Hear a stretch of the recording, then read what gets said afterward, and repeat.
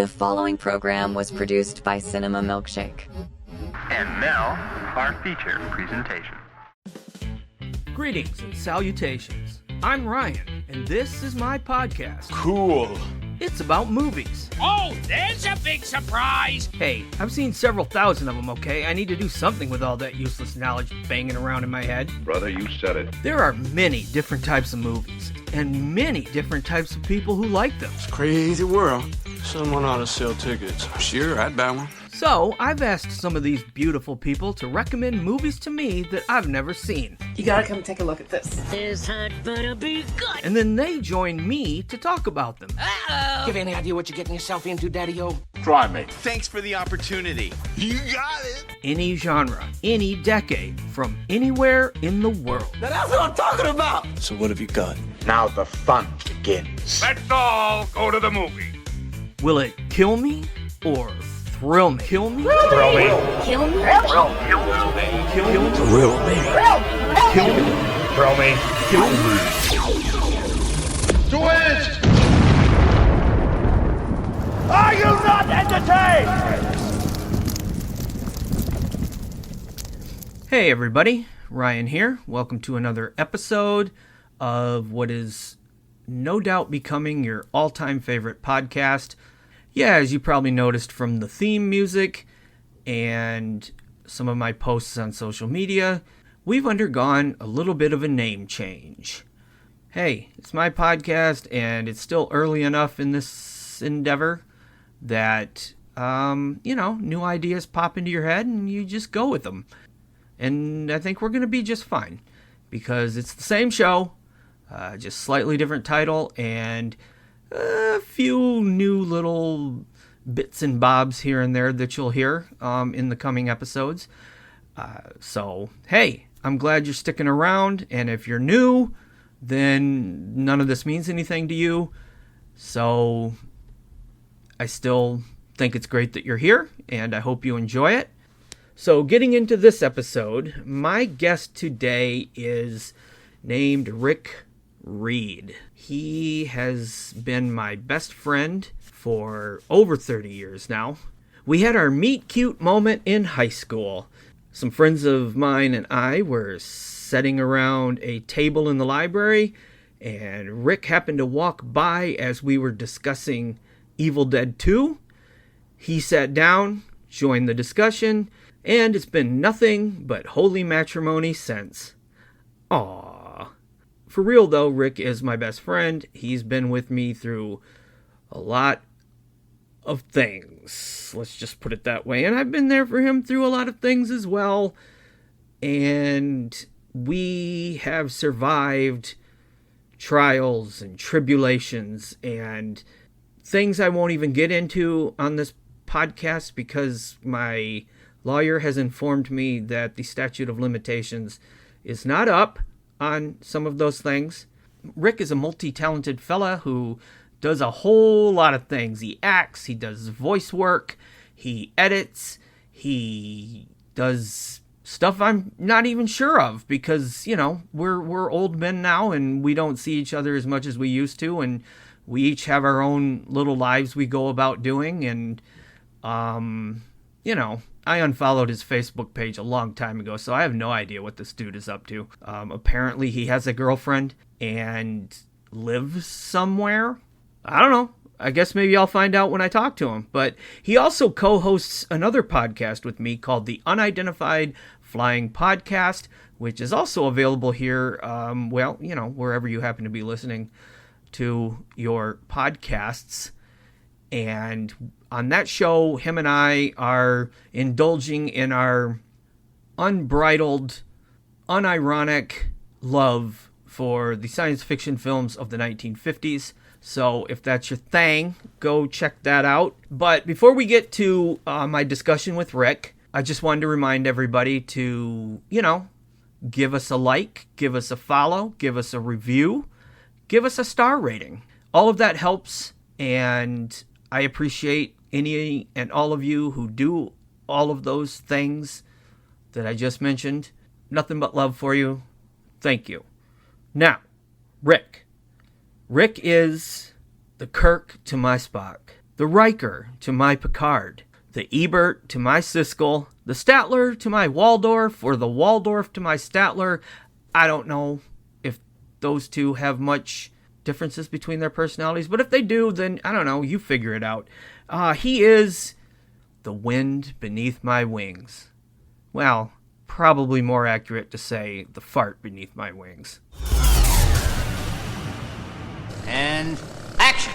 Goddamn jungle movies. Anyway, Rick, hey, how the hell are you? Hi. Welcome to the show. Hi. Yeah. Get what I did there with the how? How the hell you doing? How the hells am I doing? Yeah, that's right. Things are Hellzapoppin up in here. Anyway, before we get to that, Rick, I haven't seen you in a while or talked to you in a while, but it's good to see you again. As I said in the intro, you're my best friend, and Oh, shucks. the Oh, go on. Kirk to my Spock, the Riker to my Picard. You are the Am I the Willie to your Alf, or No. is it? Are you the Alf? Am I the Alf to your Willie? I would say you're the Alf. You're definitely the Alf because Hey, people. Hey. Yeah. Hey, Willie. you're just kind of Hey, always Ryan.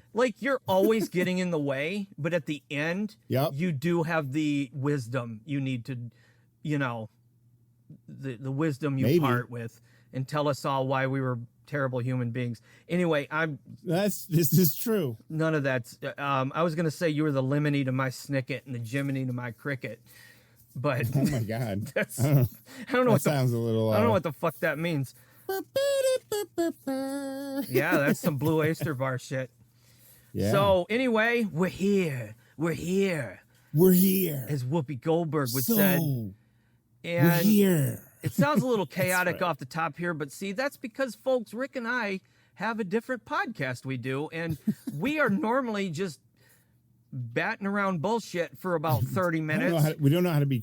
We don't know how to be normal. Yeah, we I don't know guess, how to so. start that podcast ever, and we don't know how to start this one when we're it together. can be like 20 years and it's still like false start. Wait, no, you want me to do it? Yeah. No, it's like, yeah. So if anything, folks, that's what you're in for. But however, it's Oh, fitting great. because this movie we're talking about is just about the same. Yes. So welcome to the chaos, because this episode is all about chaos.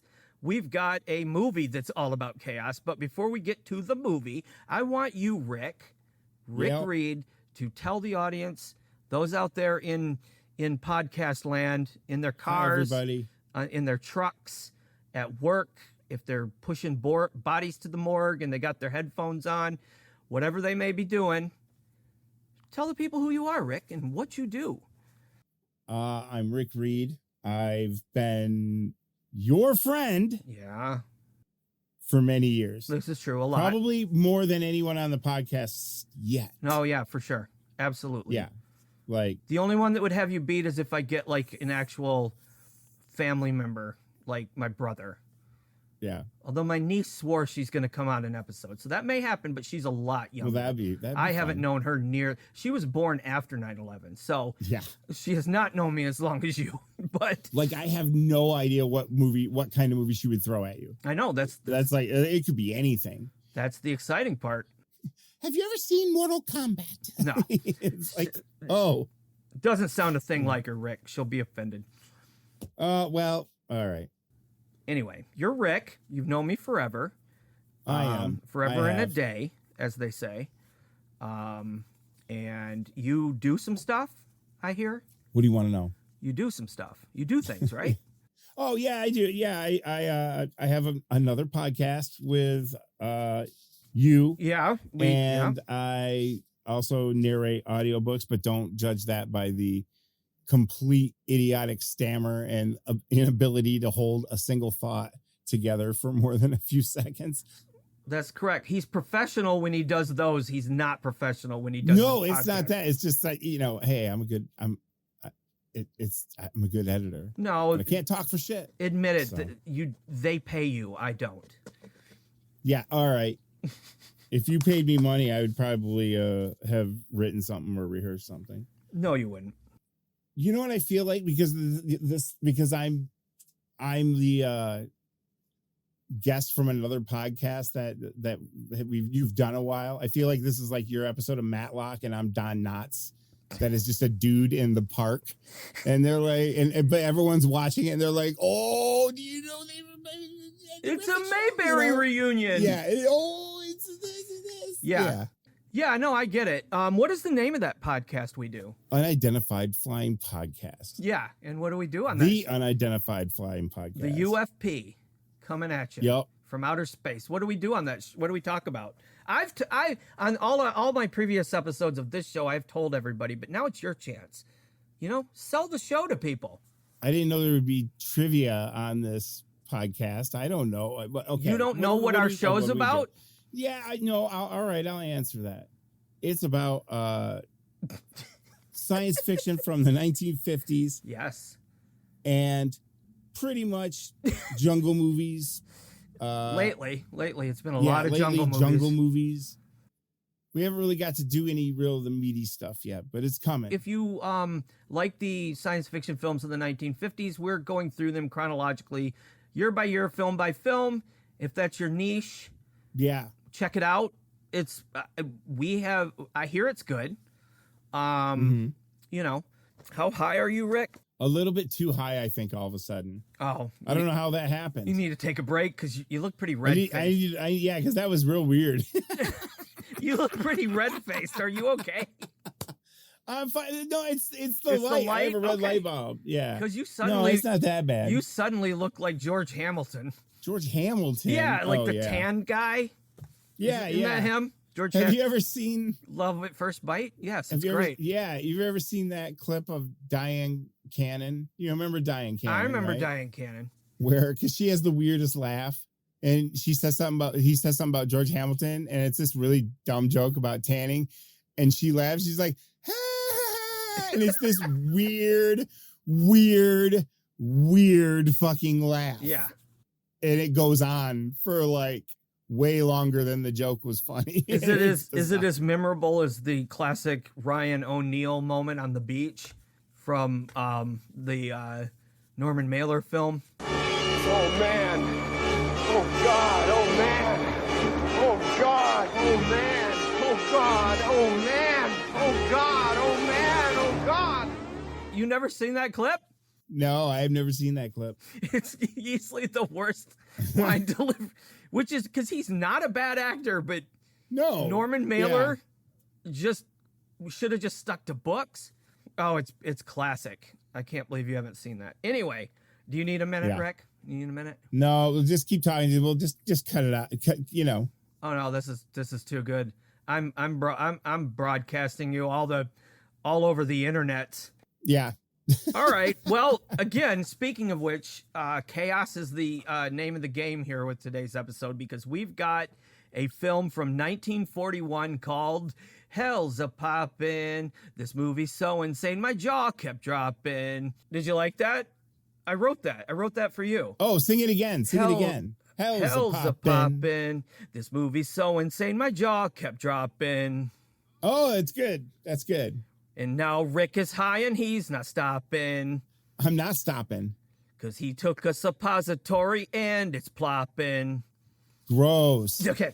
Anyway. Is that where your show is going in the toilet? On the very... Isn't this clean? Because didn't you beep some shit out of this show on one of the episodes? Yeah, because because my lawyer informed me that it wasn't good to say on air. Oh, but I thought you were beeping out swearing all of a sudden. I was like, I swear he said fuck a minute ago. Dude, so in the very first episode of this show, where Mr. Stephen Anthony Gray did Freddy as FR07. Yeah, Freddy the Frog. We talked about a car trying to fuck a frog. Yeah. Okay? So I think you know where this is going. No, I immediately went home and realized I had a copy of Freddy the Frog. But at one point, Stephen goes, I've got a and I bleeped that out. And then I said and I bleeped it. So yeah. Yeah, that's funny. Okay. Yeah, we got Hellzapoppin. Oh, Satan's on a tear. I think it's Satan's. Any movie that begins with like Hellzapoppin and the very next line of the theme song, they're dropping Satan immediately. In 1941. In 1941. So we've got this movie, Hellzapoppin. It is a musical comedy starring Ole Olsen and Chick Johnson, a comedy duo from around that time. I will let you discuss them further. But this was a film based on a very popular stage play at the time called Hellzapoppin. And the stage play was, from what I understand, controlled chaos. It was very improvisational. They had the audience participate. They changed things on a dime according to their whims. Huge success. So they decided to, you know, as is usually the case, especially back then, we don't see it as much nowadays, but back then a lot of movies were based on plays because theater was it's still a thing now, but it was way bigger back then, you know. Yeah. So, like, even movies you don't expect, like Casablanca, it was based on a play. It was never produced, but it was based on a play. So that nowadays they go to video games or Happy Meals and come up with a movie about it. Back then it was actual theater. So, you know, Ole Olsen, Chick Johnson, musical comedy, Hellzapoppin, 1941. And I, of course, will get to my thoughts, feelings, and emotions on this film later. But Rick, I have a question for you. Mm-hmm. Why the hell did you recommend Hellzapoppin to me? One, to possibly annoy you. Fair enough. No, only because I know there's just certain things that, like, I know I can see what the face you're making when a certain joke is made or something. Right. You know? No, yeah, that's fair. Or just like the what the fuck, you know? Because it's, for what it is in 1941, it's a fucking wild movie. Yeah, I would agree. Like, it's insane at the beginning. Like, it honestly is a movie like that you almost have to watch a few times because there's shit happening all the time. There's Hellzapoppin. Yeah, Hellzapoppin. Shit's-a-poppin' and Hellzapoppin. There, because Ollie Olsen and was it Ollie? It's I keep thinking like Johnson and Johnson because they're just like the baby shampoo. Johnson and Johnson. Ollie? It's Olsen and Johnson and Ollie. They got these names that just kind of, you know what I mean? It sounds like a shampoo bottle, or like a chemical company that put out shampoo. You trust your baby to Ole and Johnson. Olsen and Johnson. Exactly. Olsen and Johnson, Ollie. It's Ollie like, Olsen. yeah, like Procter and Gamble without all the occult mermaid shit. Yeah, it's got that kind of shit all over. But they're kind of like a lower. I hate when you use like modern vernacular. It's like everyone says, "Oh, the Timu of this," because it's like, I don't know what the fuck that means. It's Timu, whatever. It's like the cheap version. What the hell is Timu? Anyway, I don't know. What is it? Timu? Is it Timu? What the fuck is the like? Oh, it's the off-brand version, but for the internet with shopping. They call it the Timu. I don't know what I'm talking about. All right. You don't. I don't. No one does. I know it's bad. The bad version. All I'm trying to say is what we would say as like Gen Xers or whatever. They're kind of the bootleg Abbott and Costello. The poor man's Abbott and Costello? Yeah, sure. Whatever. They're kind of like... Cracked Magazine was the poor man's Mad. Not really, but yeah. I mean, I loved Cracked Magazine. I don't give a shit. Yeah, exactly. Says, but, no, I get it. I get it. You know, they didn't... yeah. But they're kind of like that. And... it's like Chris Rock said at the Oscars. If you want Denzel and you can only afford me, wait. Yeah. Anyway, Yeah. That was pre-slapped Chris Rock. Yeah. The slap was way in the future with that Chris Rock. Anyway, go on, Rick. Hellzapoppin. Anyway, Hellzapoppin. Because this movie, okay, because it was based on this play. Yes. That was very anarchy and whatnot. They would just, it's kind of experimental, you know. Very, yeah. I think for some show, they tried the buzzers in the seats. It's like, and this is like way before William Castle. Yeah. It's written by Nat Perrin, and Nat Perrin is like one of Groucho's favorite like joke writers. Oh, okay. He contributed to Duck Soup. He contributed to Night at the Opera, which even in structure, that's where they kind of got a little of this. I think a lot of people got a lot from Hellzapoppin. Oh yeah, there's a plot, but it's not even secondary. It's like thirdary. It might even be fourthary. But I'll read you the plot description from Letterboxd just to give everybody a little bit of context. Okay? Mhm. Olsen and Johnson, a pair of stage comedians, try to turn their play into a movie and bring together a young couple in love while breaking the fourth wall every step of the way. And honestly, that's really all you need to know. Like, because That is it. And I will say, I'm not going to get ahead of myself too much, but just to let you know, for 1941, and I watch a lot of movies from this decade. I love the 40s. This is one of the most insane films I have ever seen from that decade. From that whole first 40 years of filmmaking, maybe even the first 50 years, I've never seen anything this insane. And saying it was ahead of its time is an understatement, because they kind of predict Mystery Science Theater 3000 in this movie. Yes, at one point they totally do. It's so bizarre. The way they do the movie is that, because Hellzapoppin was this play and it had wild acts, music, comedy. It would interrupt itself. It was a little like that. Or it wasn't a little like that. It was a lot like that. This movie is all about like when a property gets taken and is made into a movie by a studio. This is very true. And it deconstructs Hollywood.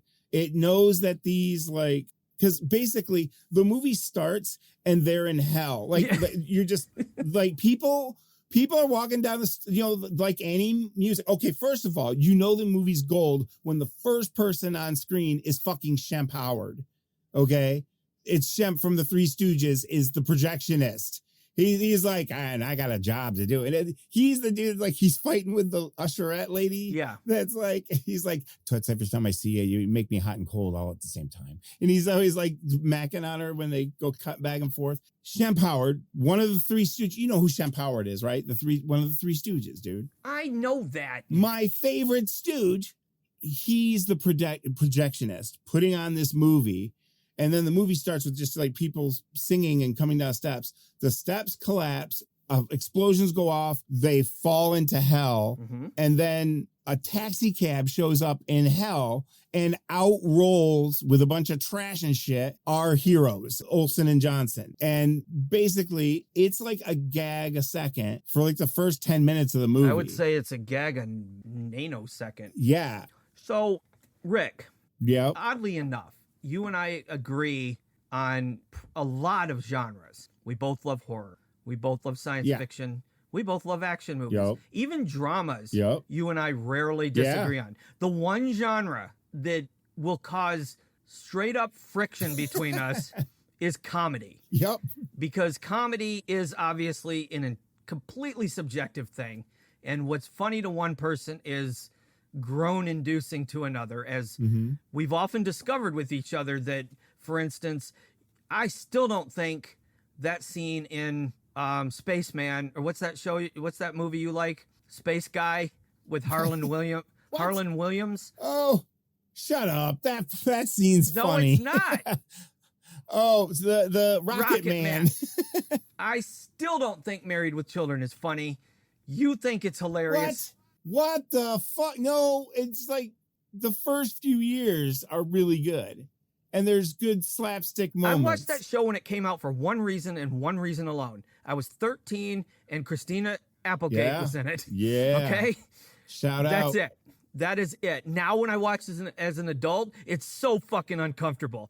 I don't like that show. Anyway, this is supposed to be Hellzapoppin. I'm getting to that. Jesus. Okay. So I bring this all up to illustrate the point that, because you mentioned earlier that part of the reason you wanted to show this, you recommended this movie to me, was because to drive you nuts. To kind of drive me nuts, because you very well know that there's a lot of comedy from this era of filmmaking that I just don't think is funny. I'm not a big Three Stooges guy. You're not slapsticky, really. I'm not. If anybody has listened to the Unidentified Flying podcast will know that I have come around on Abbott and Costello, but it's just one of those things where a lot of times the stuff that makes you pee your pants with laughter is stuff I'm just like, this is not funny.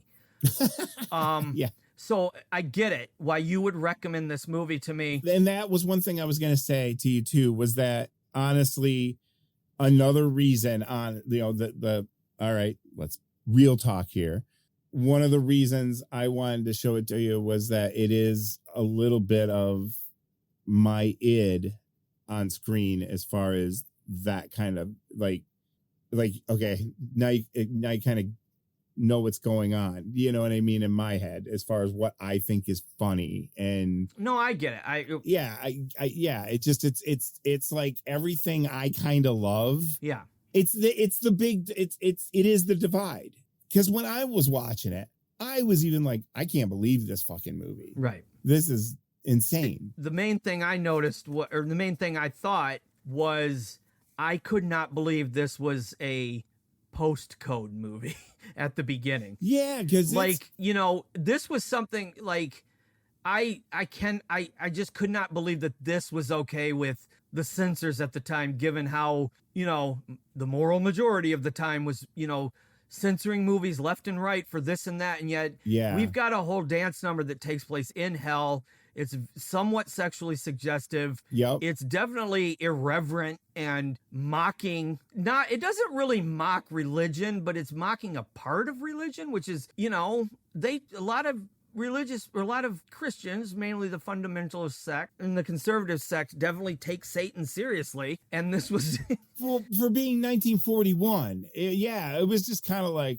whoa, wow, crazy. So let's just get this out of the way now, and then we'll circle back to it later. But how do you feel going into this so far as to where do you think I'm going to land on this? Do you think you annoyed me with this? Just predict it, and then we'll move on. No. Well, partially, but I thought you would get what was, because it's like a great collection of some really bad jokes. Okay. But like, but still, like, it's kind of like, okay, for like the way Marx Brothers were known for anarchy and insanity, like this was it's a whole different level. Like you said, like even I never seen like a Hollywood movie that kind of was like a musical comedy like that. Yeah. I hadn't seen one that went that bizarre. Right. Okay. You know, like, but it's also very Looney Tunes. Yeah. It feels like a Looney Tunes cartoon. Like you can see where this could have influenced Chuck Jones and Frank Tashlin. There's even things about like the one guy, there's that one character, because in the plot of the movie it's the classic, like, oh, he likes her, but she likes that guy. Love stinks. It's all that shit, you know, all around. Did you just quote the Jay Giles Band? Yeah, exactly. Because that's kind of what it is. Yeah, you know? no, great. But they poke fun at it in a way, and it's wild. There's this character that's kind of there because they're Olsen and Ollie have a friend who has the love problem, and he blah blah blah. He needs to put up a show and make money so he feels good enough to marry this rich girl. But of course, to her, it's not about the money. Of course, and it's about love. It's gonna be all this mess going on. Well, I wanna break into the chaos a little bit now. So just for clarification's sake, what this all involves is the studio demands that they add a plot to this show, and they're kind of making up the plot as they go along, because this writer is kind of, you know, between the two stars and the writer, we're going to throw a romance into this. They're like, we don't need a romance. Yeah, we do. And so everything about this is layer upon layer of commentary on, like you said earlier, about a big studio taking a property and then doing what they want with it. Yet at the same time, it works in the context of this movie, because that's the point of this movie. Yeah. A critical analysis I've read of this movie is that this was basically postmodern before postmodern was a thing. And you can draw a direct line from this movie to things like the films of Charlie Kaufman. They even brought up Deadpool. Definitely. I mean, I don't like Deadpool, but definitely there is that aspect. Even bring in Mel Brooks as one, of course, because Blazing Saddles, they basically at the end walk off the set of the movie. And the other things I've heard it influenced was Fellini, especially with 8.5, because that's a movie about a filmmaker making a movie, and, you know, which we also saw in Stardust Memories. Yes. Another one like that. Yeah. It's a lot of that commentary on filmmaking itself while also poking jabs at things like the technical side of movies. Yeah, no, I was gonna go there. Yeah. Well, they make jokes about the projection. They make jokes about the editing. They make jokes about censorship. They actually make fun of the code. Mm-hmm. It very much is way ahead of its time.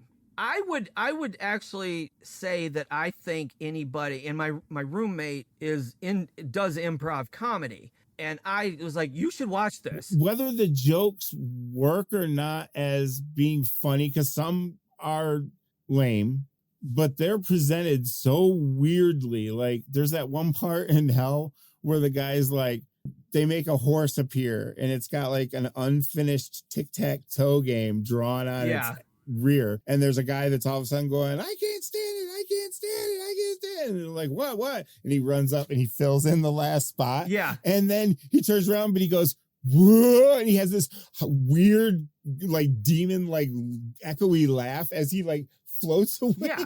Like it's weird. It's got weird moments. And there's a joke where they blow a guy up and then they rewind the film because they didn't blow him up properly. Yeah. You know, like it's that, like they literally, like kind of like you saw in the movie Michael Haneke's Funny Games, where the family actually gets one up on the killers and the killers are like, nope. So they grab the remote and rewind the movie. Yeah. Like it's so weird. And then they do stuff like the projector gets knocked out of balance and you see their heads up here in one frame, their feet down here in one frame. And it's one piece of film that's cleverly staged how they're looking, but you're seeing it broken in half. Yeah. It's hard to describe, but it's really, oh wow, they're really going for breaking all these conventions. Yeah, it was like they totally said, all right, if you're gonna make a movie out of our play that's pretty much unfilmable, we're gonna make an unfilmable movie. It really is. But it works. Like what it pioneered was, this was the first movie to use editing for humor, because the jump cuts are sometimes the punchline. And you didn't see that until then. They realized they could actually use editing techniques for comedic effect. For the chaos that was in the play, for the improv feel. Yeah, which this pioneered that. Kind of like, and I read somewhere, it's not a show I'm a fan of, but they said that you could trace a direct line between this movie and Family Guy with like that non sequitur. Remember that time and then you just cut to something and that's the joke. It predates Laugh-In big time with that kind of humor too. Kudos to these guys, because they broke a lot of ground with this movie. And I was going to say, they even predate lip dub. Yeah. Like the YouTube videos you'd see where they would overdub what someone was saying, you know, like the Star Wars ones, and they'd make it because it fit their mouth.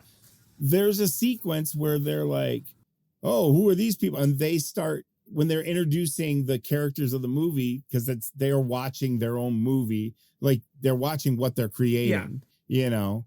And and then they're in the movie too. Yeah. And they even reference it. They're like, hey, what are those they didn't say assholes, but they were like, no, they did not. Hey, what are we doing in there? You know? Yeah. I mean, a little Airplane, little Zucker Brothers, even, you know, there's all of it. Well, there's some straight up jokes that they used that are in Hellzapoppin. Like can I take your picture? And he's like, sure. And he goes, and he runs behind him and grabs the photo off the wall, you know, that kind of shit. Okay. So that's pretty much, there's no easier way to explain this movie or its plot to you guys. So at the risk of beating a dead horse, we should probably move on to discussing some of the people involved in this film, the performers, you know, the musicians, et cetera, et cetera. So do you have any thoughts on the cast? The guy that's the kind of omnipotent like cop that is also like he's a private eye, and then he's like a magician. I don't know what the fuck he is, you know. He's the guy, he's the hoo-hoo.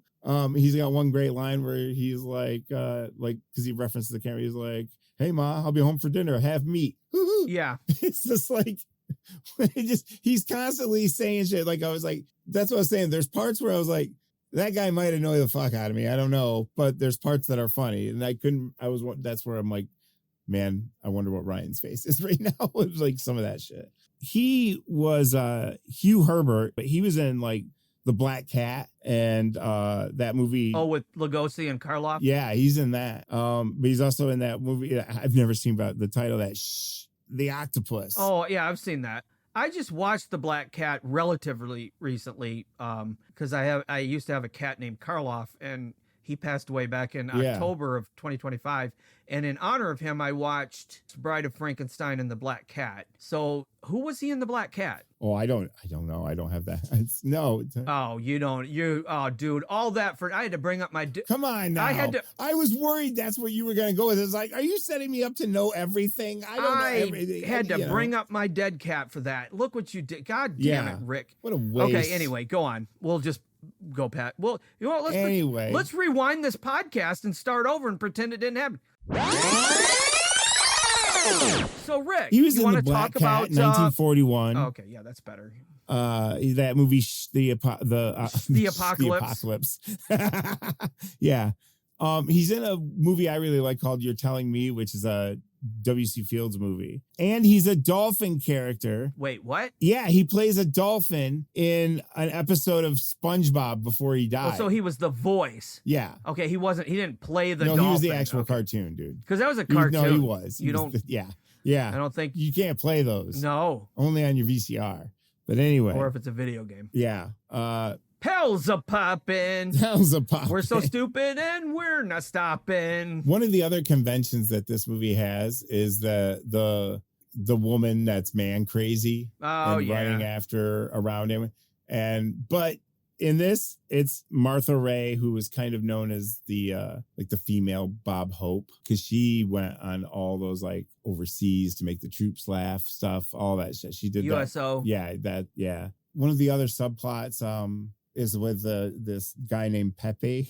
Okay, I was gonna bring this up later, but I'm glad you're bringing it up now because I have a question. Oh, okay. But go on. And he's just this side character that he's like a tramp. He like wants to like find the rich women, and he like masquerades as like he's like Dirty Rotten Scoundrels. Yeah, he's that kind of guy. Totally. He has all the appearance of a rich gentleman, but he's absolutely dirt poor and wants to marry a rich woman. Yes. He's got some really pretty funny moments, I think. And there's a part where they're talking about him, and all of a sudden he like snaps real quick and looks at him, but it's such a weird quick moment. Like they're like, well, who's this guy? Whatever, because he's in the movie they're watching, and then because it's almost this is the part where it's almost Mystery Science Theater, you know? Yeah. And when one guy says something bad about him, and for a second he just looks, but it's like really snappy, and he has a whole subplot with the Martha Ray character, who's the man crazy, but it's kind of funny because he's like, ooh, which is the lady, blah, blah, blah, the rich woman that's supposed to be at this party. And the main guy is like, oh, she's the one over there loaded down with the ice. And it's this woman who's got a lot of diamonds on. Yeah. But as soon as he turns around to look, she moves out of the way, and it's the man crazy girl holding like a brick of ice. Like it's huge. Yeah. And there's kind of a funny part where he's like, oh, you want to go into this closet here? You know, because they're like, they're going to make out or something. She's like stunned. She's like, oh my God, a man who wants to talk first, someone who wants to talk first for once to me, you know? He's like, you want to go in here? And she's like, oh boy. Yeah. You know, like, and then they go in there, and while they're making it, he kisses her, and she's holding that ice. They do this weird stop motion, like as the ice melts. Yeah. Completely down. But it's kind of a wacky, wild effect. But yeah, she chases him around a lot through the movie, and there's some good moments with that. Can I ask, Mike? Because go for it. Well, the character's name is Pepe. Yeah. Was that the inspiration for Pepe Le Pew? Oh my God, because he's very Pepe Le Pew. He is very Pepe Le Pew, and he's always. Isn't there another skunk that Pepe Le Pew doesn't want that's always chasing him? No, he's always chasing the one. Okay, so it's a little reverse. He's always chasing a cat that's got a white stripe painted. That has turned into a skunk, kind of. Yeah. Yeah, I just wondered because I'm like, wait, his name's Pepe, and his name's Micah Arsha, or Misha Auer. Misha Auer. He was a Russian-born stage and screen actor, and he's well known from for My Man Godfrey, Mr. Arcadian, which is a Orson Welles film, and he was in Hold That Ghost with Abbott Costello. Oh. He's in, and this is another movie I've seen recently. He's in Frank Capra's You Can't Take It With You. Oh, wow. Which is actually a great movie. Really? It won Best Picture, and it's one of the few that holds up. Unlike, the Best Picture winner I hate, Rick. What is it? Greatest Show on Earth. Oh my God. Is that it? Yeah. But he's in You Can't Take It With You with Gene Arthur and James Stewart and Lionel Barrymore. It's a fun movie, and it's basically the template that would become every fucking Hallmark movie ever made. Yeah. But because it's Frank Capra and Jimmy Stewart and all them, it's way more entertaining. Yeah. And it's one of those movies where it's about this old man who has this house that's just kind of a haven for weirdos and artists. Jean Arthur's the daughter of this guy. Jimmy Stewart's the guy he's the son of the banker that's trying to buy this property. And Jimmy Stewart goes there to try to talk them into selling it, but he falls in love with the weird artsy girl and her whole family. And, so James Stewart goes through a whole, well, I don't know, Dad. There's very nice people there. I don't see why you want to kick them out of their home. It's a really, those are wonderful people. Ryan, you've admittedly never been one to do accents No. or do voices or to be very good at. But you do a dynamite Jimmy Stewart. I'm just telling you. I've actually watched a lot of his movies recently. It's really good. But that's the plot of the movie, and it's a feel-good Frank Capra movie, and it's delightful. And he's one of the weirdos in that. Okay, cool. This Pepe guy, Misha. He's pretty good in it. That's all I can. I like Pepe. Yeah, just wanted to bring that because I really wasn't sure if he was the inspiration for Pepe Le Pew, but would Pepe Le Pew have already happened? I'm trying to think if Pepe was around that way. I think Pepe was later. Okay. Well, I don't know. Than 41, so yeah, you never know. Honestly, Rick, I just figured you'd know that because No, hey, I'm Yeah, you are. Anyway, Rick, what else you got? One of the things about this movie, though, also is that it's a dance number. Because sadly, back in the day, whenever there was a moment where there was like black people singing or any kind of number it's very segmented off of a movie because then they could trim it out because fucking racist assholes in like the South and shit. All the pre-MAGA boys down south. Yeah, they wouldn't play that part. But there's a part where it's like the movie's going on, they're doing gags all over, and then this guy's moving in a piano and shit, and like it's one of those things where it's like someone does something, it's like dong, and it makes a noise, and then dong, and the music starts up like in Caveman. It's the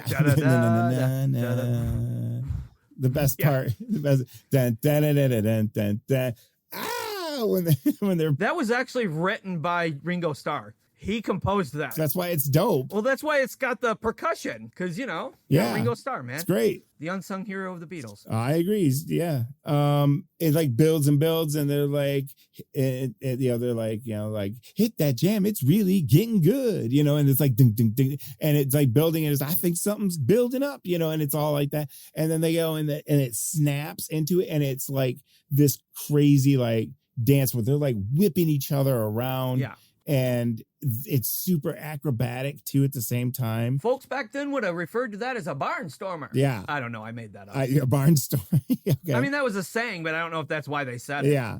It's a dance called the Lindy Hop. The Lindy Hop, yep. And it was based off of the article's headline of Charles Lindbergh. And it's like, it was like Lindy Hops the Atlantic. Oh, yeah. Or something, and that's where the Lindy Hop gets its name from. Yeah. But the troupe, that was actually a dance troupe. Yeah, they were called Whitey's Lindy Hoppers dance troupe. They were also called the Harlem Kangaroos. They had different names because probably the name they prefer than the Lindy's Black People. What was it? Whitey's Lindy Hopper's dance troupe. Whitey's dance troupe. Yeah. Okay. Yeah. Unfortunately, folks, it's 1941. Because I read that on the stage version, their musical number was integrated into it more. Yeah. But like you said, they had to do it separate so they could cut it out for the assholes down south. It's kind of the showstopper of the movie, really. It's really good. There's a part after where, because they're peeking in after like having seen it, and he goes, "Oh, that was really special." And the one guy says, "Too bad it's not in the show." Yeah. And he goes, "Well, put him in the next one." So it's like, it's a little jab at that kind of mentality a little bit. It's like, I found that interesting. The music was done by guys named Slim and Slam. Yeah. That was their name together, Slim and Slam. And it was Slim Galliard, I think his name was. I don't know if I pronounced it right. Sorry, Slim. But he was piano and guitar. Slam Stewart was bass. Rex Stewart was cornet. Elmer Fain was clarinet. Jab Jones was trombone. And C.P. Johnstone played the drums. So, and it's like a really, really good, it's phenomenal. Oh, they're an extremely talented group of musicians and dancers. It is a showstopper. Still to this day, incredible to watch. These are some very talented people, and I'm glad they got their moment to shine. It's unfortunate the circumstances in which they had to work, but they put everybody else to shame. Oh, they're having a blast. You kind of see some similar type of dancing in Sinners. Do you? Recent Oscar-nominated film. It's a good part of the movie. Even if you just want to YouTube it, if it's out there, it's worth watching. Even if you're not into older films, but you just want to see an amazing performance of music and dance, find the Lindy Hop segment from Hellzapoppin, and you'll love it. It makes you realize how much those people had to trust each other, because the way they're whipping each other, because they're not speeding up the photography or nothing. The way they're whipping each other around, if you fucked up, you could just launch someone into a brick wall. It would be like horrible, because they're like speed of light, man. It's I could never do it. It's an amazing feat of both. It's kind of what I like about dance is it's the mix of athleticism with art. It's really good. It's a really good moment. All right, I do have a question for you. Okay, sure. I love answering questions. What was the one gag that you hated? Well, that might be getting a little ahead of myself in terms of, my reaction, but that's fine. So what bit did I not like? Yeah. What was there one joke that made you cringe? No, I don't even want to. There's so many jokes in that. I guess there was a bunch. Yeah. No. There's just so many jokes in it. After a certain point, I can't even remember. But I'm telling you, there's one part of this movie that absolutely 100% annoyed the shit out of me. And you're going to hate me for this, but I fucking hated the Pepe part with the woman. Hated it. I'm sure you did. Hated every minute of it. I just thought it was not funny to me. So to answer your question, see, I like that stuff. Yeah, that shit. I just kept going. Oh, come on, no, just stop. This isn't funny.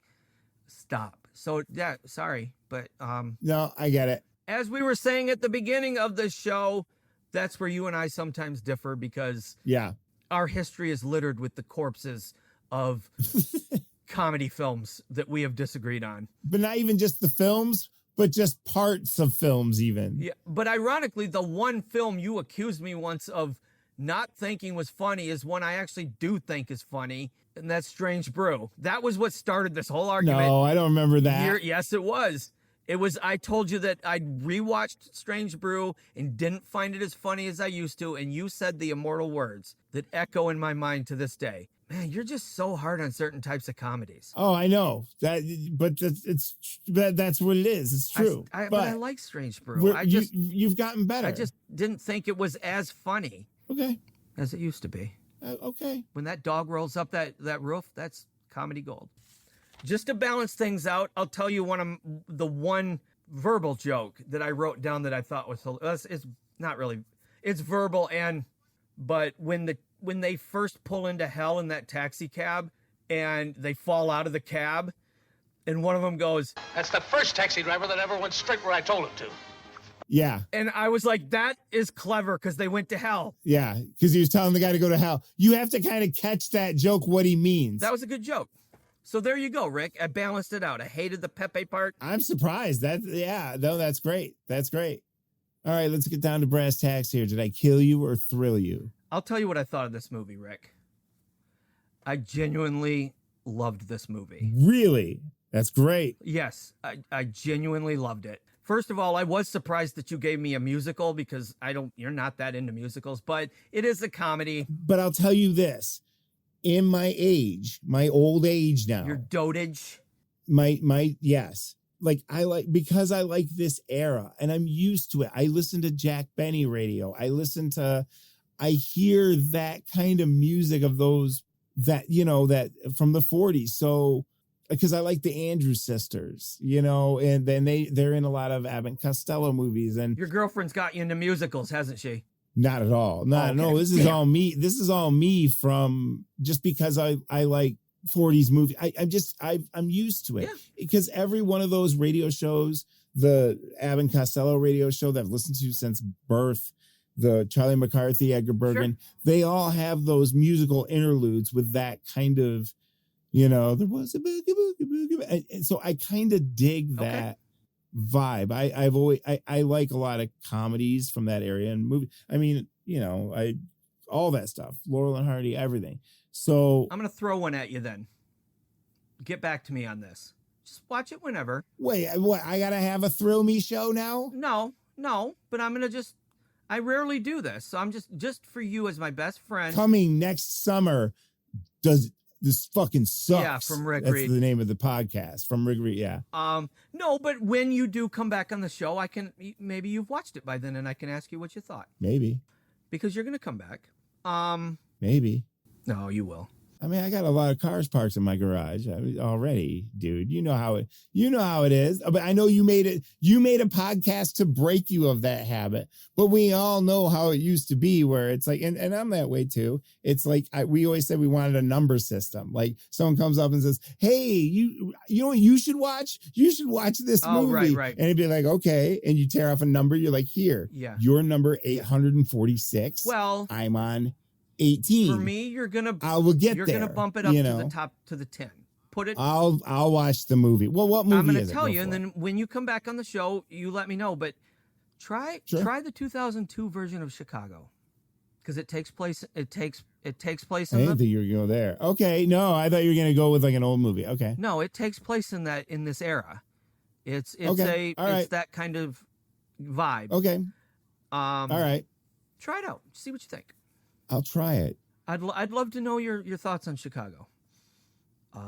So I didn't think I'd like it, but now I've tried it and I love it. So I right away was kind of had a smile on my face when they opened the movie with a musical number set in hell. Obviously, I'm gonna like that, and because it's so stagey, I just loved just the surreal nature of the hell sequence. It's great. I loved it. Like right away, I was like, okay, this is cool.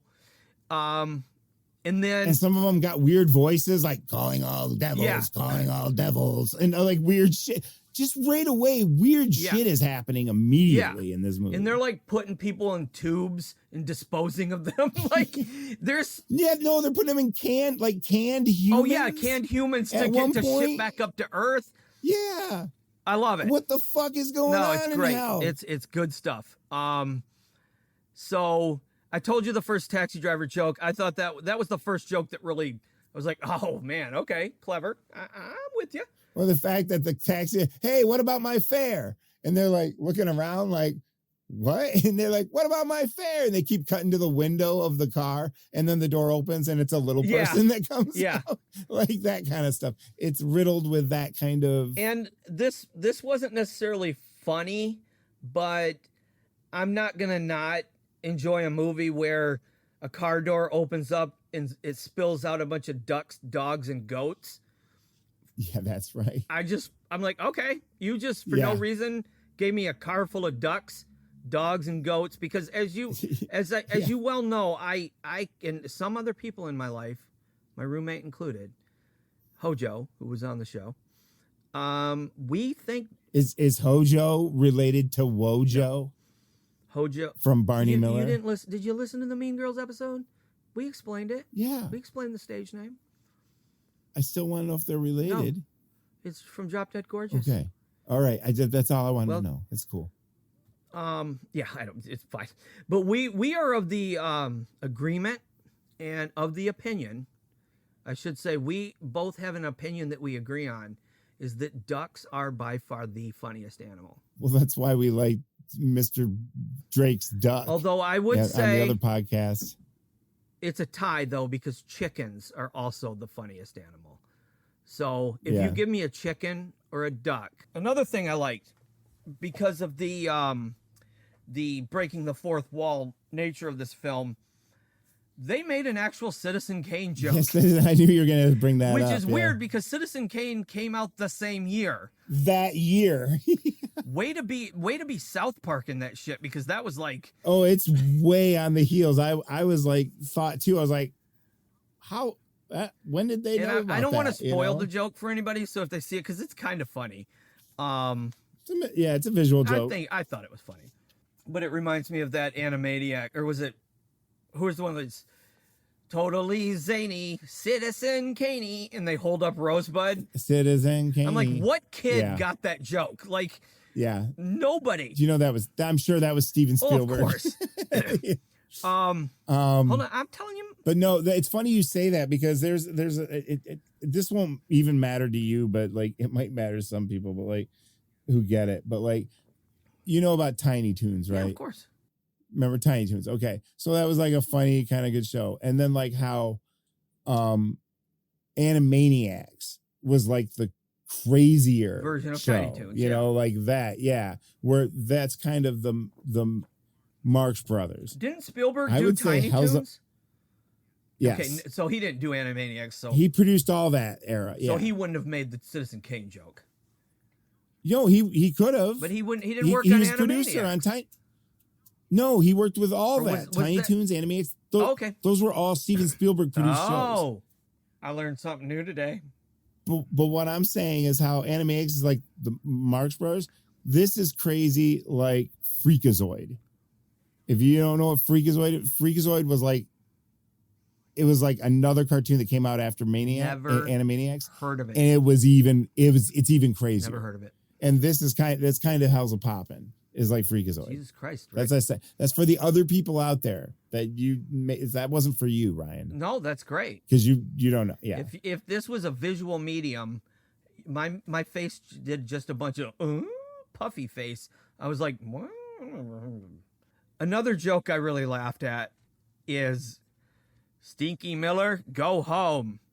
Oh yeah. And then this kid, because there's nothing funnier to me than that put upon kid that's like, oh man, and he's got a And so what it is it's a joke in the movie where the audience is watching the movie and they're saying over the intercom, Stinky Miller, go home, and then they show his, or they're putting the title card up of just saying, hey Stinky, if you're in the theater to call your mother. It starts out small, but it's during like there's all on about you. Yeah, it's during a musical number. It's that moment during the love. But then they just show his silhouette in front of the screen walk off.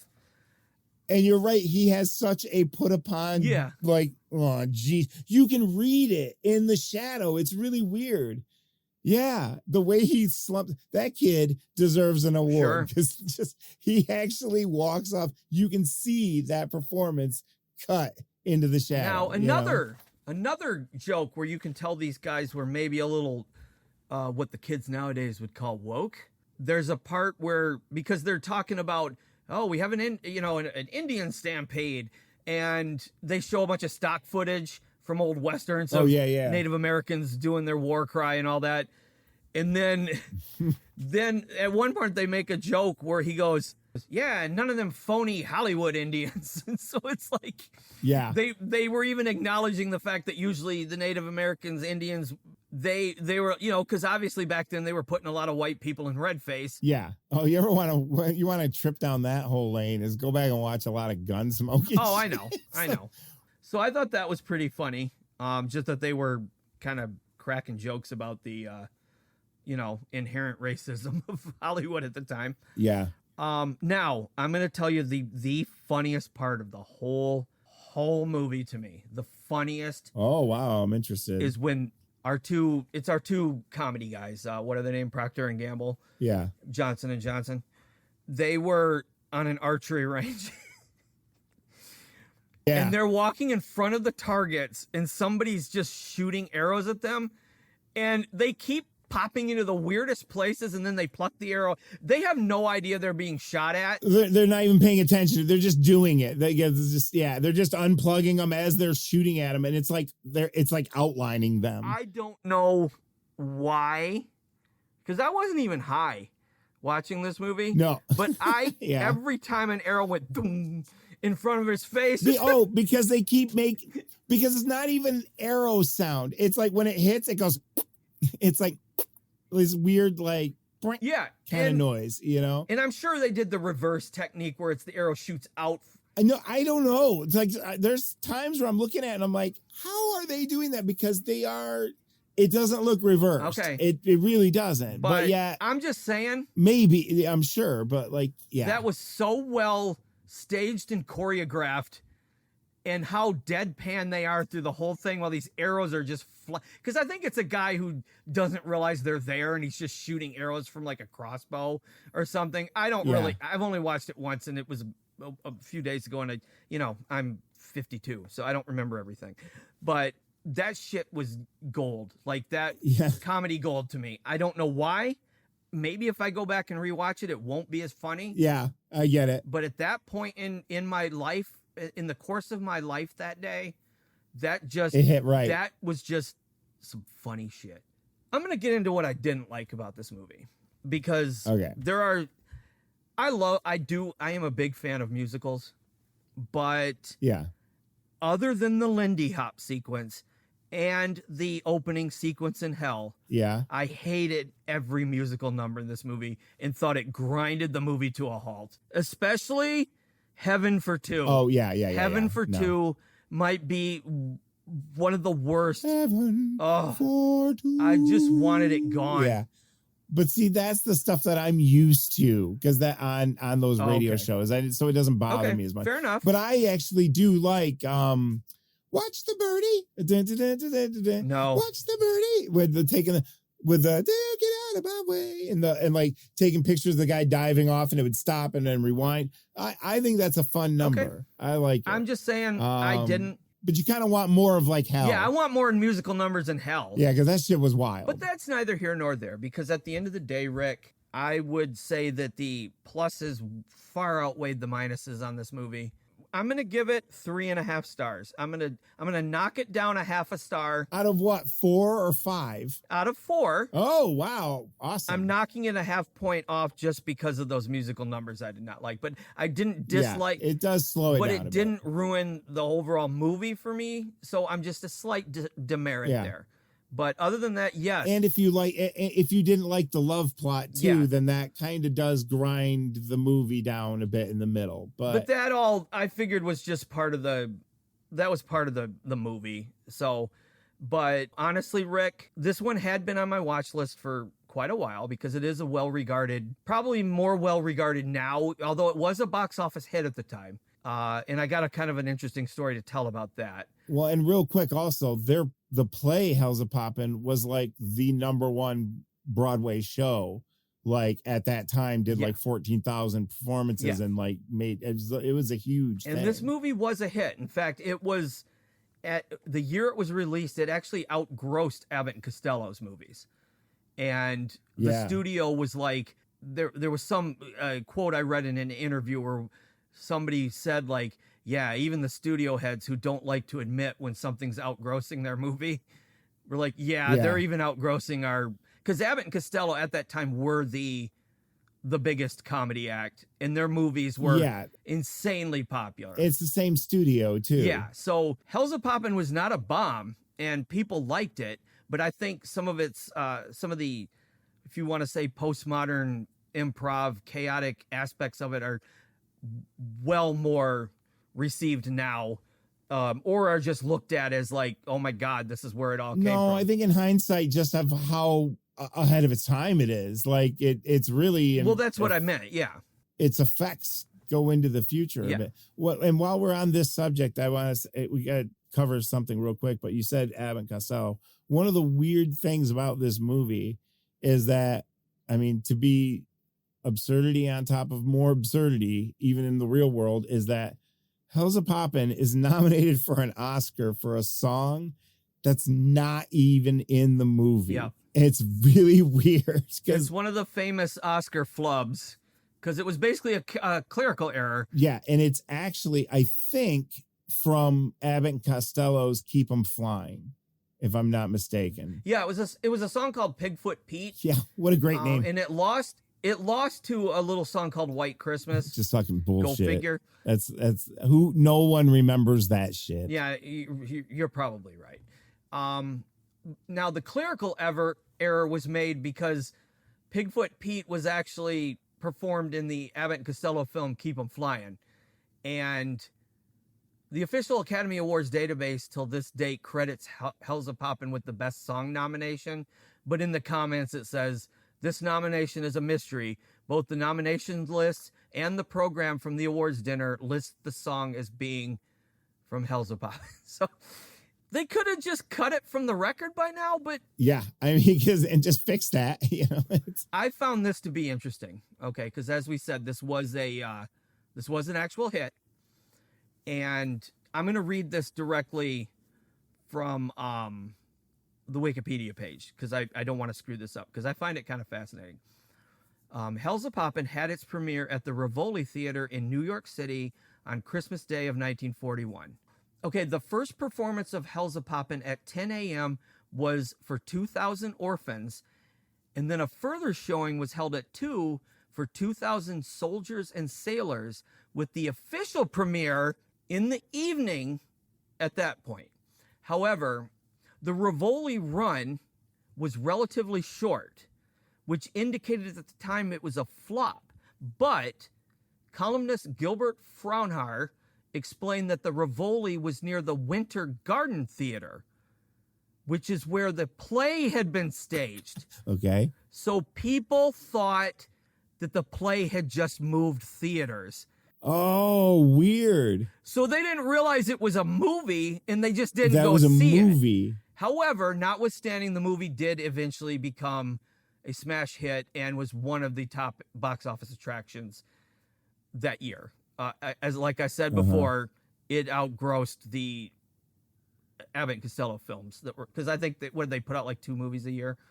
Yeah, I know. It's so anyway, yeah, there you go. I thought that was interesting, and I honestly think that someday I could see the Criterion Collection putting this out. I think it's that important. Yeah, that's a thing too, because it's very it's that important. I think it's that important of a film that, and it's tied up in rights issues, right, like a lot. Yeah. Like it barely got releases. So this might answer some of that. Is and again, I'm reading this off of Wikipedia, and it does, it's got citations.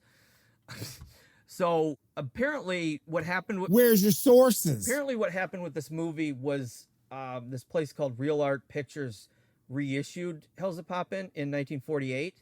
And then apparently in 1956, Screen Gems, which was Universal's then television distributor, syndicated it. Okay? Yeah. And then MCA was Universal TV's next distributor. They withdrew Hellzapoppin in 1968 after theatrical producer Alexander H. Cohen purchased the rights to Hellzapoppin from the Olsen-Johnson estate. And then Universal/16, the studio's film rental agency, withdrew all 16mm prints from its library. So it looks like this Cohen fella, he did mount revivals of Hellzapoppin for TV in 1972 and on the stage in 1977. So he owns the rights, and he purchased it from Olsen and Johnson. Johnson and Johnson. And so anyway, in closing, as far as me, good recommend, Rick. Because I quite enjoyed this a lot. Well, I thought you would get something because like I knew how like outrageous it like it had all the makings of where it could go bad for somebody because it's an extreme movie. So if you aren't on board immediately, you're not gonna have a good time. You know what I mean? But I kept thinking there was enough about just the mechanisms of storytelling and film that was being broken, like laws and the whole satirical deconstruction of film, that I was like, wow, there's actually something here, you know, like, and kind of so ahead of its time. I hate to say that fucking phrase too. No, but it's true. Yeah, I mean, and meanwhile, who the fuck are Olsen and Johnson? I mean, like, there's not boxes, you know what I mean? Their movies, because they made like about 9 movies together, and all of them, because I looked, and all of them are like ratty YouTube. Well, it's probably because I'm sure lucky, that guy just bought their whole catalog. I mean, don't hold me to that. But I don't know, but Hellzapoppin at least has survived a little. Yeah. And I don't know if you read this, but I have a surprise for you if you have. Yeah. There's a sequel. I didn't know there was a sequel. Yes, it's called Crazy House. Oh. And I've watched half of it. Okay. I hadn't had a chance to watch all of it. Who's in it? No one else of the same people, but it is. Oh, so it begins with like you're at Universal Studios. Okay. And they're talking about Hellzapoppin. Okay. And then Olsen and Johnson are coming back, and they're like, Olsen and Johnson are coming back, and everyone's like, Olsen and Johnson, and it's like all of Hollywood is like running out of fear and like jumping into shit. It's like, okay, that's kind of funny too. But they're not in it. And it's not bad. No, they're in okay. it. They're coming in. The whole plot is that they're coming back to Hollywood to make make a sequel. It's meta, just like Hellzapoppin. And I'm looking at it now. This has an incredible cast, like Basil Rathbone, Lon Chaney Jr. Oh yeah, Turin totally. Bay. Okay, maybe that isn't amazing to some people, but to me it is. I just haven't gotten far to know where everyone is or who everyone is. I'll say this: there is a part where they actually where there is the Abbott and Costello moment where they're like actually on stage doing their shtick. Okay. And it almost made me not like Ollie and Johnson. It's like not as funny. Ooh, that's a little annoying. Like what their shtick is with laughing constantly. It was kind of like, oh, this isn't, I was like, ooh, but this is why they're the bootleg Abbott and Costello. But they just happen to be brilliant in terms of innovators like maybe the Zucker brothers of comedy and breaking the conventions. Well, they had this one thing and it worked brilliantly. All the other parts of what I've seen of Crazy House was that style. And there was a couple parts that made me laugh right off the bat. Okay. So I'm looking forward to going back. And they did another one.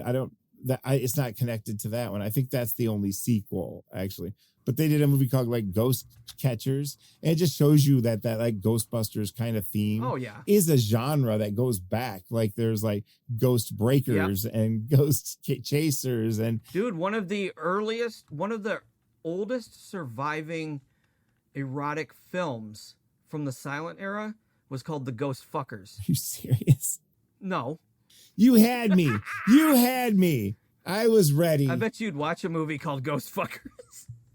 I bet you. I probably have watched a movie called Ghost Fuckers. I've watched a movie called Fuckenstein, but that's a whole nother. I'd make a movie called Ghost Fuckers. Yeah, you should do that. Yeah. It's still not as good as Spring Breakenstein. No. That's the hill I'll die on. If I ever make a movie, it's Spring Breakenstein. I know that. Yeah. Well, okay. So, the last little thing I had down on my notes because did I ever tell you about my sex comedy food or triple feature? No. It's or it was like one is called Titty Summer. Okay. And then one was Butt Breakfast. Okay. Butt Breakfast is funny. Butt Breakfast is funny. I'm down with Butt Breakfast. Yeah. Okay. I'm trying to remember maybe it was only a double feature. But yeah, anyway, butt breakfast. It was all an excuse to say butt breakfast to you, and Ryan. I'm glad you did, because nobody on earth loves butts more than me. And that's true. Are you gonna get that thing I see online called the butt pillow? Have you seen that? I want a butt pillow. Of course you do. I told my brother to buy it for me for Christmas. Just lay on a big butt. I want to lay my head down on a big butt at the end of the day. Yeah. Do you think they sell those with whippy cushions? I'm sure somebody has figured that out already. Hey, if I'm thinking it. Yeah, if you're thinking it. I knew you'd want a butt pillow. Of course I want a butt pillow. I don't ever say no to a butt. Like, it's just, whatever. You guys got me. Clearly not this asshole. You got me. I didn't say nothing about no assholes. I just said butt. Yeah. I wrote this down in my notes because when I was researching some of the cast, there aren't a lot of people in this movie I recognized. I was looking into some of them, and I came across a man by the name of Dale Van Sickle. Okay? Oh, yeah. He played Frankenstein's monster in this. That's right. We almost missed this part. We almost forgot to talk about this. Well, I had it in my notes. And me being a big Universal Monsters fan, and this was a Universal movie, so I thought, oh, cool, they actually. Well, a little setup. They're watching the play, and all of a sudden, something appears behind the girl out of nowhere, and it's Frankenstein's monster. She backs into. The Frankenstein's monster was portrayed by a man named Dale Van Sickle. He was a athlete, basically, in college: football, basketball, baseball, all that stuff. So then that was during the 1920s, and then he later became a stunt performer for films, and he did that for over 40 years. He also was an actor, but most of it's just uncredited, probably stand-in or stunt work. But this was just the coolest thing to me. He was in a lot of movies, but 90% of them are uncredited. Yeah. He was Dennis Weaver's stunt driver in Duel. Oh my God. That's really cool. So the man that you see playing awesome. Frankenstein's monster was Dennis Weaver's stunt driver in Steven Spielberg's Duel.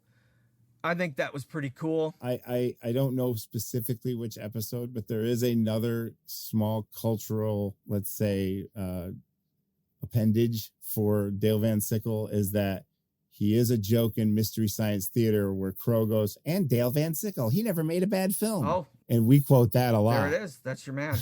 He died in a car accident. Oh, shit. While filming a stunt in 1975. Okay, I didn't know it was going to go so dark. He was only 69 years old. And, but he actually also was one of the founding members and the first president of the Stuntman's Association of Motion Pictures. So small side opinion on that. For years I've been saying, yes, of course. It's like, it's so stupid that there's no category for Oscars for stunt work. Of course, they do it now. But my point is, but now that we're getting it, I find myself going like, man, where were you when the Bond movies were coming out? And all those like 70s movies where it's like the crazy, because now it's like, what's the stunts going to be? Just someone against green screen and whatnot. I mean, you have to retroactively give one to fucking Tom Cruise for hanging off airplanes the last 20 years. Or Jackie Chan. So it's, exactly. Jackie Chan. So it's weird now that we're going to have this. It's like all the people that really deserve it. Hal Needham. Are they going to is it going to be a gold-plated Hal Needham? Yeah, it should be. So guys that, do a memorial reel of people who planted into a brick wall or something doing a stunt. It should just be called the Chan Cruz Award. And it was, the only old guys still doing real stunts, because that plane stunt at the end of the last Mission Impossible movie is... he's insane. Because not only did he perform in it, he shot it himself on a plane in the air. You got to hand it to him. Yeah, say what you want about Tom Cruise, but that son of a bitch knows stunts. So the last thing I want to mention about he's nuts. Dale Van Sickle, because he is a very central figure to what there's this popular joke about Superman. Okay. Really? You know how people are like, the characters in those movies would shoot 100 bullets at Superman and he wouldn't flinch, but when they throw the gun at him, he ducks. You know that old joke? Yeah. So in 104 episodes of Superman, he actually only ducked once when someone threw a gun at him. It was Van Sickle subbing for star George Reeves, who ducked. Oh my God, because he didn't know any better. He didn't read the Superman Bible. So that we got this Van Sickle guy to thank for the Superman ducking at a gun joke.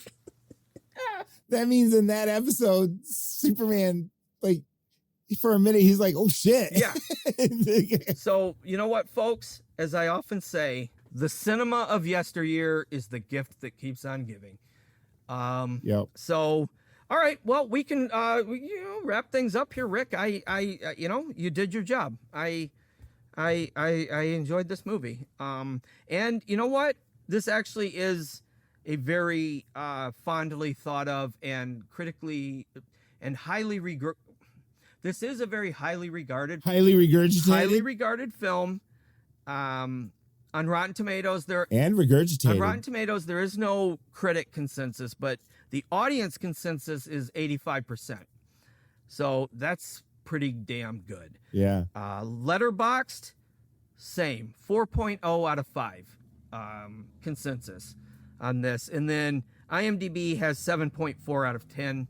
So anyway, this is a wonderful, wonderful way for you and I to be on this podcast together because for once I actually watched something you recommended to me. I had to because it's the premise of my show, but I know it was kind of in the script. I actually liked it. Yeah, Stranger Things. All right, Rick. So, well, you know what? In all seriousness, thank you for coming on this podcast. Yeah. And I had a blast, and I always have a blast talking about movies with you. And oh man, this is like that Christmas fucking Fruity Pebbles commercial. It was like, what? Here, Merry Christmas, Barn, and he gives them the pebbles, and Barney goes, "Oh, Fred." This is that moment for us. Okay, fair enough. But no, seriously, thank you. I obviously want you to come back again, and we will also be talking about science fiction movies because we got more episodes of that coming out. So at the end, what I always do is give you another chance to sort of pimp your shit.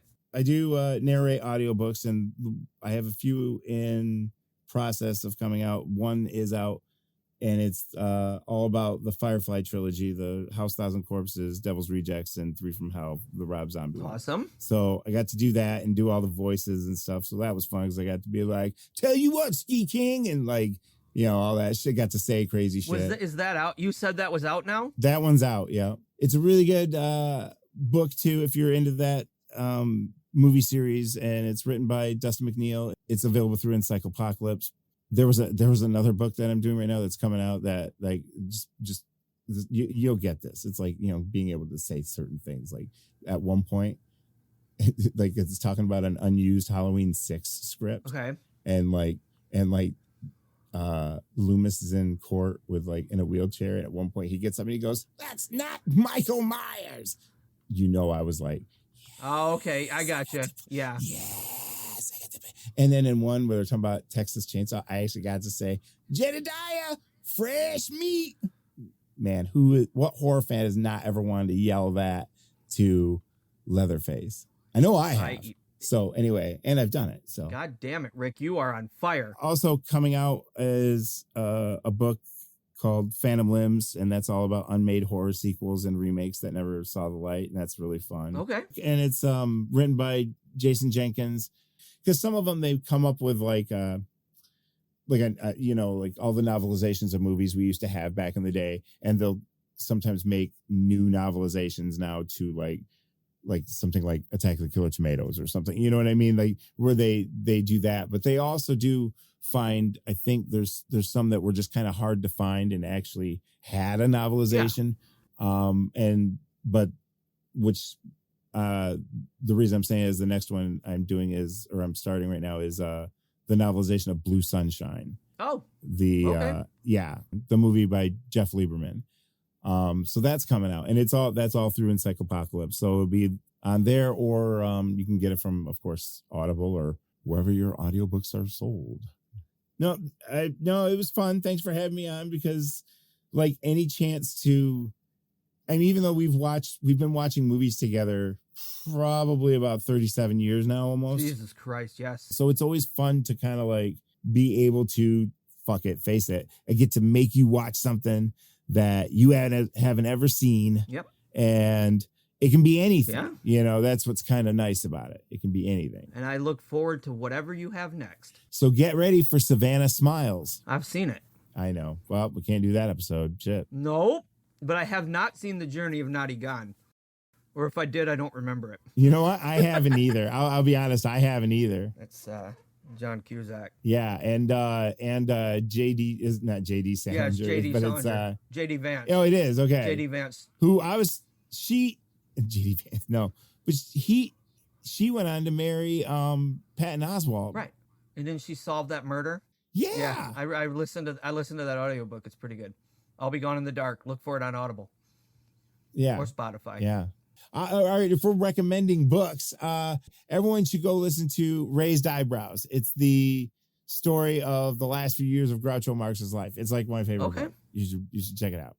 If you don't like Groucho Marx, still check it out. That's it, Rick. We are we're at the end here. So please go and enjoy your day. Please go away is usually what he says. Why don't you count me down to the end theme music? 1, 2, 1, 2, 3, 4. If you enjoyed this program, you should totally follow it online. Oh, yeah. Now you're talking. So where are you? Go to Facebook, Instagram, Blue Sky, Letterboxd, and YouTube. Cool. And search for Cinema Milkshake. Do it. We'll give it a whirl. Why not? And Like, follow, share, and leave feedback. you tell the world. You certainly don't have to, but it would be a whole lot cooler if you did. Believe that shit. Word. Oh, that's good. Until next time, don't let the bastards grind you down. Listen, don't get prancy with me, kiddo. Keep watching movies. Dude, that movie was fucking sweet. Ain't bet your fucking ass it was. And, most importantly, dear listeners, What's up? enjoy every milkshake. I feel like something incredible is really gonna happen here. Ooh, that's a bingo. I'm disgusted and repulsed, and I can't look away. What is this, some kind of a joke? Some sort, yes. Bravo! You're mocking me, aren't you? How dare you? Do you know anything about the art of film production? Well, I like to think so. Direction, the acting, the storyline, that shit was bad. Wow. That was fucking trippy. Yeah, boy. What did you think? I can't talk about it anymore. It's giving me a headache. Why don't you knock it off with them negative waves? That's part of your problem, you know. You haven't seen enough movies. All of life's riddles are answered in the movies. I had enough. I give up. I want to go home. No! I won't eat it! What are you looking at, Lepton?